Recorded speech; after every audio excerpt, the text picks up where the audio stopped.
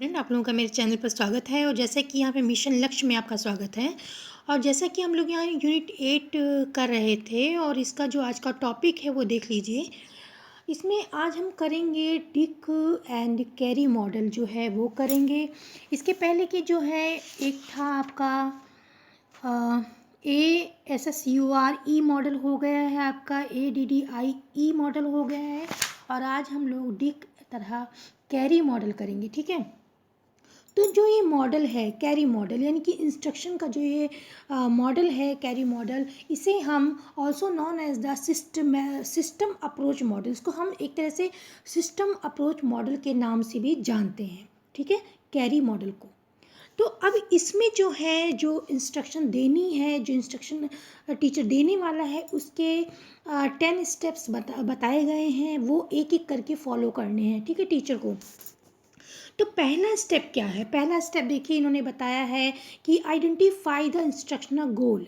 अब हम कोई भी चीज़ करने जाते हैं तो पहले उसके गोल को डिसाइड करते हैं, आखिर उस चीज़ को करने का क्या उद्देश्य है, उसको करने के बाद हमें क्या क्या प्राप्तियाँ होंगी, उसको पहले वो देख लिया जाता है। तो यहाँ पे जो इंस्ट्रक्शन गोल है, जो टीचर जो ये मॉडल बनाने जा रहा है, वो ये देखेगा कि बच्चों की क्या नीड है, उनके उद्देश्य क्या हैं, उनके किन उद्देश्य की प्राप्ति होगी, शिक्षा के किन उद्देश्यों की प्राप्ति होगी। तो जितने गोल हैं, पहले क्या क्या, इसके बाद प्राप्तियां होंगी, क्या क्या उद्देश्यों की पूर्ति होंगी, वो गोल पहले डिसाइड कर लिया जाएगा और पहचान कर ली जाएगी, आइडेंटिफाई कर लिया जाएगा उन गोल्स को, ठीक है।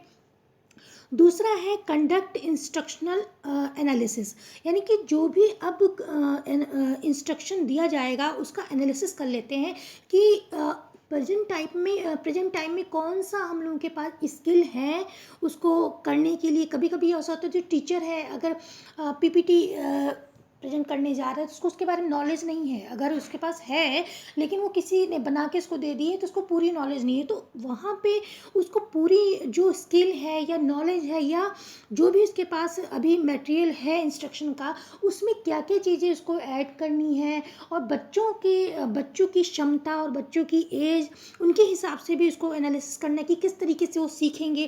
तो जो ये पूरा चीज़ें हैं उसको एक तरह से जो इंस्ट्रक्शन देने जा रहे हैं इसको पूरा एनालिसिस कर लेते हैं, इसका विश्लेषण कर लेते हैं। यानी कि विश्लेषण का मतलब है कि इसको एक एक चीज़ को बहुत अच्छी से बारीकी से उसको जांच पड़ताल कर लेते हैं, ठीक है।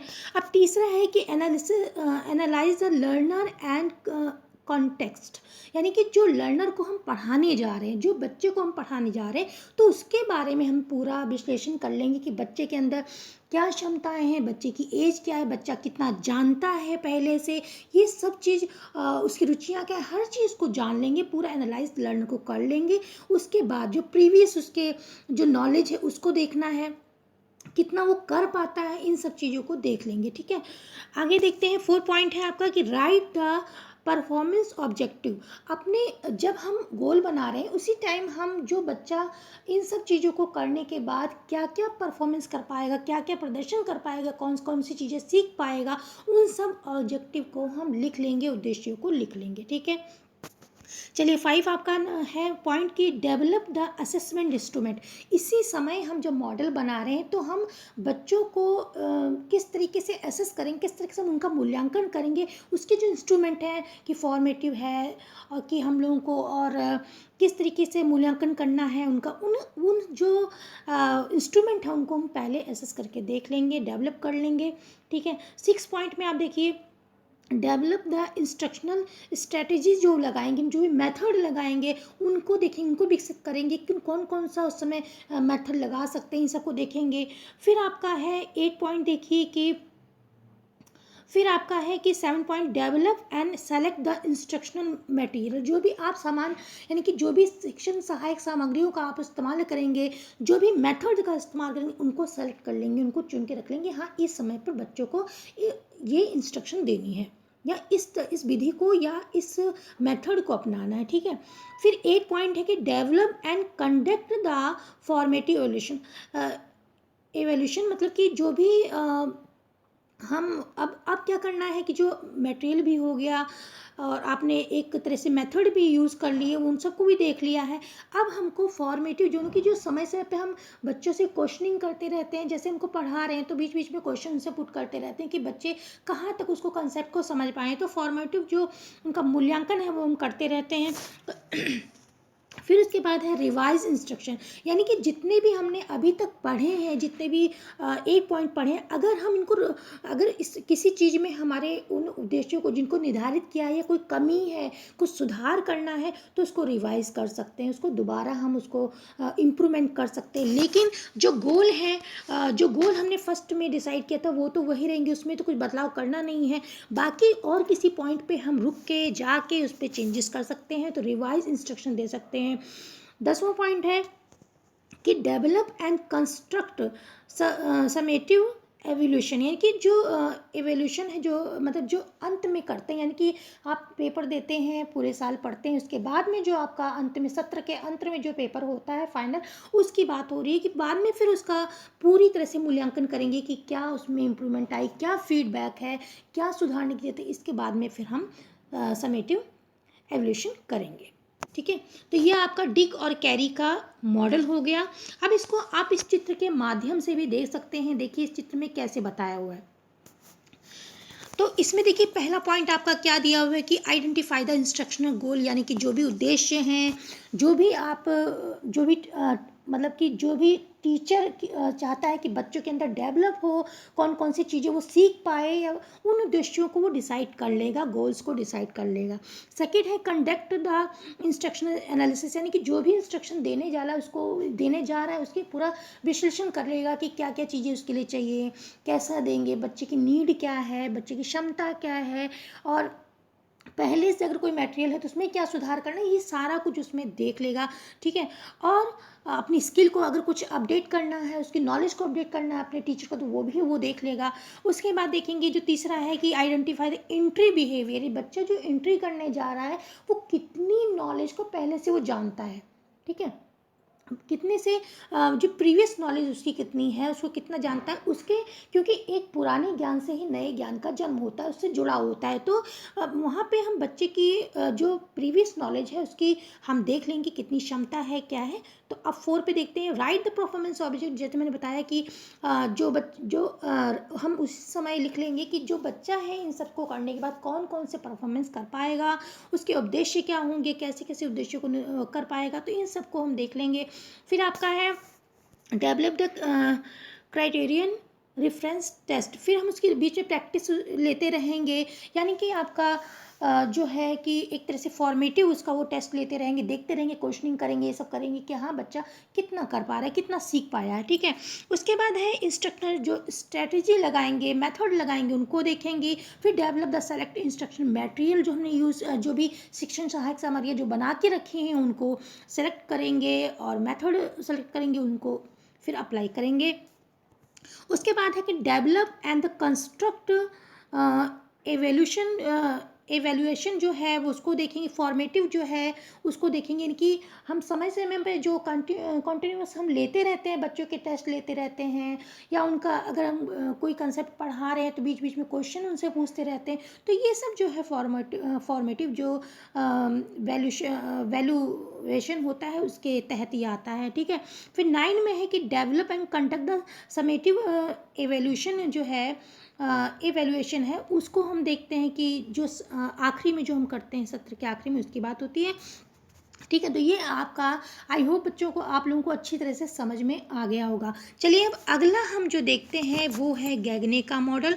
गैगने के मॉडल में क्या होता है, इसमें देखिए the 9 step of the Gagne event इसको कहते हैं, और ऑफ इंस्ट्रक्शन इसको हम देखेंगे इनमें। तो जो देखिए इन्होंने यहाँ पे क्या क्या कहा है इसको देखते हैं, इनके कौन से 9 इवेंट्स हैं इंस्ट्रक्शन के वो देखते हैं। तो पहला इन्होंने कहा है गेनिंग अटेंशन। ठीक है, गेनिंग अटेंशन। अब हम कहीं पे भी जाते हैं, या तो हम स्पीकर हैं या हम टीचर हैं, कुछ भी हैं, तो पहले तो हम क्या करते हैं, अगर हम स्पीकर हैं तो ऑडियंस का पहले जो इंटरेस्ट है, जो उनका अटेंशन है वो गेन करते हैं। ठीक है, और अब वहाँ पे तो बड़े होते हैं, लेकिन अगर स्कूल में जाएं वहाँ तो बच्चे हैं छोटे, तो उनका टेंशन करने के लिए हम गेन करने के लिए क्या करेंगे, उनसे क्वेश्चन पूछ सकते हैं जो भी उनकी नॉलेज है, या उनको स्टोरियाँ बहुत पसंद होती हैं, स्टोरियाँ उनको स्टोरी बता सकते हैं, स्टोरी से कोई चीज़ कि बच्चों ये आपने ये सुना है, इस तरीके से हम पूछ सकते हैं। आइस ब्रेकिंग एक्टिविटीज़ करा सकते हैं, ऐसी एक्टिविटी कराते हैं जिसमें वो पार्टिसिपेट कर ले और वो एक्टिव हो जाए, ठीक है। तो इस तरीके से उसको लगे कि हाँ टीचर जो है वो खड़ूस नहीं है, हाँ टीचर बहुत मतलब कि मज़ा आएगा आज पढ़ने में, तो इंटरेस्ट जो उसका पढ़ाई में हो जाता है। पिक्चर दिखा सकते हैं, उसको वीडियो दिखा सकते हैं, ताकि उस बच्चे का जो इंटरेस्ट है, जो अटेंशन है, वो टीचर पे आए, टीचर की बातों को वो सुने, ठीक है। तो यहाँ पे जो है गेनिंग द अटेंशन है, गेनिंग हम बच्चों का जो अटेंशन है उसको गेन करेंगे, ठीक है, इसकी बात हो रही है। अब आगे देखते हैं, दूसरा पॉइंट है कि इंफॉर्मेशन, हाँ, information the informing the learner of objective. अब जो भी बच्चा है उसको ये बताना ज़रूरी है, लर्नर को हम उसको इन्फॉर्म करेंगे कि हाँ आप जब ये पढ़ लेंगे कॉन्सेप्ट तो कौन कौन सी चीज़ें आपको आ जाएंगी, क्या क्या प्रदर्शन, क्या क्या परफॉर्मेंस आप कर पाएंगे। तो ये सब जितने भी उद्देश्य हैं, ऑब्जेक्टिव हैं, बच्चों को अच्छी तरह से उसी समय बता देंगे। इससे बच्चे का और ज़्यादा इंटरेस्ट आएगा कि हम ये चीज़ें सीख लेंगे, ठीक है। अब इसके लिए हम क्या क्या कर सकते हैं, इसके लिए हम ये करेंगे कि providing the measurable criteria they must meet at the end of the lesson. हम बच्चों को ये बताएंगे कि बाद में एंड में, लेसन के एंड में बच्चा क्या क्या सीख पाएगा, क्या क्या वो जान पाएगा, ये बता देंगे, ठीक है। Explaining a task they will be ask the perform, उसको बताएंगे, एक्सप्लेन करेंगे पूरा कि वो इसके बाद इस लेसन को, कंसेप्ट को सीखने के बाद कौन कौन से टास्क कर पाएगा, ठीक है। और drawing a clear connection between the prior stated objective and later assessment, जो कि उसकी प्रीवियस नॉलेज है पूरा उसको बता देंगे क्लियर, कि जितना भी जो उसका नॉलेज है, स्टेटमेंट ऑब्जेक्टिव्स हैं और लेटर जो लेटर असेसमेंट है, वो सारी उसको चीज़ बताएंगे कि इसके आप ये ऑब्जेक्टिव कर सकते हैं, या अब ये इसके बाद क्या क्या कर सकते हैं, ये सारी चीज़ें पहले ही क्लियर उसको कर देंगे, ठीक है। यानी कि एक क्लियर कनेक्शन बिटवीन द जो प्रियर है, स्टेट है, जो पहले की स्टेट है, और जो अब की स्टेट असेसमेंट है, वो पूरा इसको क्लियर करेंगे, पूरा बता देंगे, ठीक है। चलिए तीसरा पॉइंट है कि stimulated the recall of prior learning. तो यहाँ पे क्या करेंगे, उसके जो उसने पहले की जो नॉलेज है उसको हम एक तरह से रिकॉल करेंगे, उसको हम उससे क्वेश्चन, जो पहले की नॉलेज है उससे क्वेश्चन पुट करेंगे, वो उसको और प्रेरित करेंगे कि उसने क्या क्या सीखा है पहले, उससे हम नए ज्ञान को जोड़ेंगे। तो यहाँ पे जो है वो जो उसकी पहले की नॉलेज है, जो प्रियर नॉलेज है, उसकी लर्निंग है, जो प्रीवियस नॉलेज है, उसको हम स्टिमुलेट करेंगे, उसको प्रेरित करेंगे और ज़्यादा। तो किस तरीके से करेंगे वो देख लीजिए, डूइंग अ क्विक समरी और review of the past lesson, जो भी उसने लेसन सीखे हैं, जो भी कंसेप्ट सीखे हैं, उसकी एक क्विक जो समरी है छोटी सी, वो हम उसको करने के लिए दे सकते हैं, उससे सुन सकते हैं। और दूसरा है कि prompting the student to answer question about the thing they learn before related to the subject, ठीक है। उससे जो भी उसने सीखा है अभी तक, उससे हम क्वेश्चन पूछ सकते हैं कि कितना बच्चे को पता है उस सब्जेक्ट के बारे में, ठीक है। Asking the student to the explain what they recall, हम बच्चे से क्वेश्चन पूछेंगे और उससे कहेंगे वो कितना उसको कितनी अच्छी तरह एक्सप्लेन करता है, वो देखेंगे उससे कितनी वो उसको कितना याद है उसके बारे में, प्रीवियस नॉलेज के बारे में। तो इस तरीके से हम जो उसको जो उसकी प्रीवियस लर्निंग है उसको हम स्टिमुलेट कर सकते हैं, ठीक है। अब अगला पॉइंट है 4 आपका कि प्रेजेंटिंग द कंटेंट।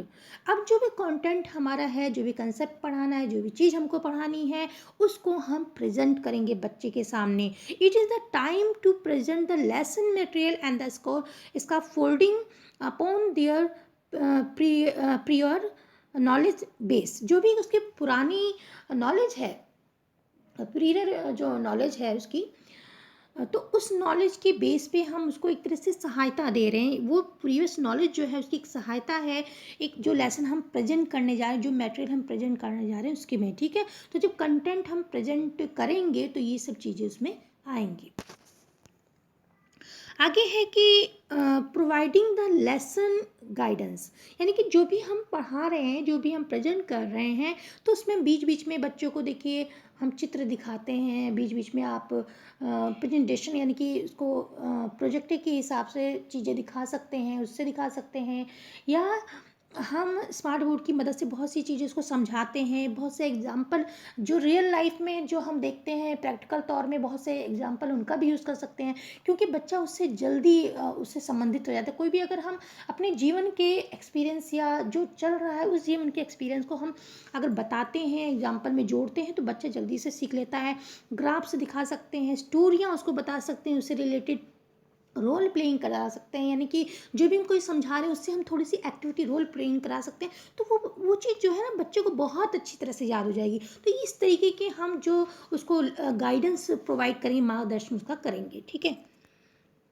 अब 6 पॉइंट है कि इलिसिटिंग द परफॉर्मेंस, जो भी परफॉर्मेंस बच्चे की है वो किस तरीके से इलिसिट कर सकते हैं उसको देख लीजिए। इसमें प्रैक्टिस हम बच्चे की कराते हैं, प्रैक्टिस के द्वारा a few way to elicit the performance, किस तरीके से हम बच्चे का देखिए टेस्ट ले सकते हैं। जब बच्चे को समझा रहे उसके बाद उसका टेस्ट ले सकते हैं, जो उससे क्विज पूछ सकते हैं, क्लासरूम एंड क्लासरूम प्रेजेंटेशन उससे करवा सकते हैं, ग्रुप प्रोजेक्ट उसको दे सकते हैं बीच में ही, और an application the oriented lab experience, और हम जो प्रयोगशाला है लैब में भी उसके हम उससे करा सकते हैं प्रैक्टिकल टूल। तो इस तरीके से हम उसकी प्रैक्टिस कराते हैं और जो परफॉर्मेंस है उसको इलिसिट करते हैं, ठीक है। चलिए 7 पॉइंट है कि प्रोवाइडिंग द फीडबैक। अब यहाँ पे बच्चे को, जो बच्चे ने टेस्ट किया है, जो भी प्रोजेक्ट किया है, उसको हम फीडबैक देंगे कि किस तरीके से बच्चे ने, हाँ आपने अच्छा किया है। उसको नेगेटिव फीडबैक नहीं देना है कि वो बच्चा अगर नेगेटिव फीडबैक देंगे तो बच्चा फिर आगे कुछ करना ही नहीं चाहेगा। तो अगर उसने गलतियाँ की, ऑब्वियसली वो सीख रहा है बच्चे, तो गलतियाँ तो करेगा ही। तो आप क्या करेंगे कि उसमें आप उसको पॉजिटिव जो है फीडबैक देंगे, यानी कि अगर उसने कुछ गलती की है तो उसको समझा के और कहेंगे कि आप कर सकते हैं, आप अच्छा कर सकते हैं, इस तरीके से वो समझाएंगे। Instruction real time the feedback is the crucial to completing the teaching learning cycle. और जो ये टीचिंग और लर्निंग साइकिल जो है, ये चक्र जो है, इसमें ये जो फीडबैक का बहुत बड़ा रोल रहता है, ठीक है, इसको कंप्लीट करने में। तो फीडबैक जो है हमको, यानी कि जो हम उसको पुनर्बलन जो कहते हैं, रेनफोर्समेंट कहते हैं, वो दे रहे हैं, वो पॉजिटिव होना चाहिए। अभी बच्चा सीख रहा है तो उसकी जो चीज़ उसको समझ नहीं, गलती की है, उसको हम समझा के उसको आगे बढ़ाएंगे, ठीक है। तो जो फीडबैक उसको इस समय देंगे। 8 है कि असेसिंग द परफॉर्मेंस, फिर उसकी जो परफॉर्मेंस उसने किया है उसको असेस करेंगे, ठीक है। Use a mix of assessment tools, जो भी टूल्स हमने असेसमेंट के लिए बनाए हैं मूल्यांकन के, including but not limited to standard test, और स्टैंडर्ड टेस्ट होने चाहिए इसमें, और pre and post lesson quizzes और एस्से एक्टिविटीज़, मतलब जो पहले का उसका है, जो पहले सीखा उसमें से क्वेश्चन आ सकते हैं, जो आप सीखा उससे भी हम क्विज़ बना सकते हैं, और ऐसे लिखने के लिए कह सकते हैं, एक्टिविटीज़ कह सकते हैं। तो इस तरीके से जो ये चीज़ें हैं, इन चीज़ का हम असेसमेंट करेंगे, टूल्स का, इस तरीके से हम उनका असेसमेंट परफॉर्मेंस का कर सकते हैं, ठीक है। अगला 9 पॉइंट है कि enhance the retention and the transfer. अब ask the student to write a essay describing, ठीक है। अब जो उसने सीखा है, बच्चे ने अभी तक जो भी सीखा है, उसको हम एक ऐसे राइट करने की, उसी चीज़ पे कह सकते हैं, डिस्क्राइब करने के लिए कह सकते हैं। How the lesson impacted them, कि ये लेसन ने कैसे इसके ऊपर इम्पैक्ट किया है, उसको कहाँ तक समझाया, कहाँ से समझ में चीज़ें आई हैं, them and what they might do with the new information, और वो न्यू इन्फॉर्मेशन से किस तरीके उसको समझ में आ रहा है, क्या इम्पैक्ट पड़ रहा है, ये सब चीज़ें जो हैं उसको हम इन्हांस करेंगे। और जो चीज़ें नहीं आई हैं उसको, और वो जो ये चीज़ें उन्होंने सीखी हैं, ठीक है, जो भी चीज़ उसने बच्चे ने सीखी है अभी तक, उसको वो कैसे ट्रांसफ़र कर पाएगा। अगर उसको कभी कोई ज़रूरत लग गई है, कोई लाइफ में ज़रूरत है, या कोई कंसेप्ट नया सीख रहा है, तो उस चीज़ को कैसे वहाँ पे अप्लाई करेगा, ये चीज़ भी हम देखते हैं, ठीक है। तो ये आपका गैगनी की जो 9 इवेंट है, ये आपका कंप्लीट हो गया है। अब आपका आगे जो है, आगे दिया हुआ है कि 5 ES ऑफ कंस्ट्रक्टिविज्म, ठीक है। इसमें हम पढ़ेंगे कि ये यहाँ पे रचनावाद की बात होती है। जो हम कंस्ट्रक्टिविज्म के बारे में हम लोग बहुत सारा पढ़ चुके हैं। इसमें क्या होता है, प्रीवियस नॉलेज जो होती है बहुत ज़रूरी है। प्रीवियस नॉलेज से ही जो न्यू नॉलेज हम गेन करते हैं, तो ये सब हम काफ़ी पढ़ चुके हैं। जो संरचनावाद है, कंस्ट्रक्टिविज्म है, focus on the construct on understanding, अपनी अंडरस्टैंडिंग को and the knowledge of the world through the previous experience. जो भी हम जीवन में अपने सीखते हैं, आप देखते हैं कि एक एक्सपीरियंस जो हम कभी किसी से धोखा खा गए तो हम दोबारा वो काम नहीं करेंगे, ठीक है। तो ये इस तरीके से अभी हाँ, अगर मान ली हमारी उंगली जल गई आग में तो हम दोबारा उंगली में नहीं डालने जाएंगे उसमें। तो इस तरीके से एक्सपीरियंस से हम जीवन भर सीखते ही रहते हैं। तो जो प्रीवियस नॉलेज है वो हमारे नए नॉलेज को कंस्ट्रक्ट करने में बहुत ज़्यादा उसकी हेल्प होती है। तो ये तो हम जानते ही हैं कंस्ट्रक्टिविज्म में क्या होता है। तो गैगनी ने भी इसके बारे में बताया है। तो उन्हें 5 ईज के बारे में बात की, उसको हम देख लेते हैं। देखिए, पहला क्या है, इंगेज करना, यानी कि बच्चा जो है उसको किस तरीके से हम जो पढ़ा रहे उसमें इंगेज करें, यानी कि बच्चा उसको अच्छी तरह से सीख पाए और बच्चा उसमें अच्छी तरह से इंटरेस्ट ले पाए, इस तरीके से। फिर उसको एक्सप्लोर करना है। एक्सप्लोर का मतलब ये है कि बच्चे को जो हमने सिखाया फिर हम उसको थोड़ा ये कहेंगे कि बच्चे ये जो समझ में आप इसकी मतलब एक तरीके से यहाँ पे एक्सप्लोर का मतलब नई खोज करेगा, उसमें नई चीज़ जोड़ेगा। यहाँ पे एक तरीके से वो नई नई परिकल्पनाओं को एक्सप्लोर करेगा, नई चीज़ें सीखेगा। तो यहाँ पे वो अपने मन से उस चीज़ से रिलेटेड नई नई चीज़ों को सीखेगा। तो ये एक्सप्लोर है। फिर उसके बाद एक्सप्लेन है। फिर हम उसको और ज़्यादा अगर कोई कमी है, वो नहीं कर पाया, कुछ उसको सीखना है गाइड, तो उसको हम एक्सप्लेन करेंगे, ठीक है। यहाँ पे फिर लेबोरेट करेंगे, यानी कि इसका मतलब ये है कि इसको और ज़्यादा हम किस तरीके से वो और चीज़ों से संबंधित कर सकता है या और चीज़ों को एक्सप्लेन और ज़्यादा उसको विस्तृत करेंगे। और फिर बाद में है इवैल्यूएट करेंगे, यानी कि बाद में उसका मूल्यांकन करेंगे। तो ये आपका जो है 5E के बारे में है कि 5 जो गैगने ने बात की है, 5 ES ऑफ कंस्ट्रक्टिविज्म की बात है। तो ये आपने पहले हम लोगों ने गैगनी के 9 जो हैं इवेंट उनके बारे में जाना। फिर इनका द्वारा जो है 5E के बारे में जाना है कंस्ट्रक्टिविज्म के, यानी कि इसका फर्स्ट है इंगेज, एक्सप्लोर, और फिर है एक्सप्लेन, और फिर इलेबोरेट, और फिर है इवैल्यूएट, ठीक है। तो ये इसके 5 हो गए। तो अब हम लोग इसके बाद जो पढ़ेंगे वो है रचनावादी अनुदेशनात्मक अभिकल्प के 9 तत्व हैं, उनके बारे में जानेंगे। फिर इस शिक्षा में कंप्यूटर का जो अनुप्रयोग होता है उसके बारे में जानेंगे। सो बच्चों, अगर आप लोगों को कोई चीज़ नहीं समझ में आई तो निसंकोच आप बता सकते हैं, ठीक है। और अगर कोई आपकी सजेशन है तो उसका भी वेलकम है। So thanks for watching.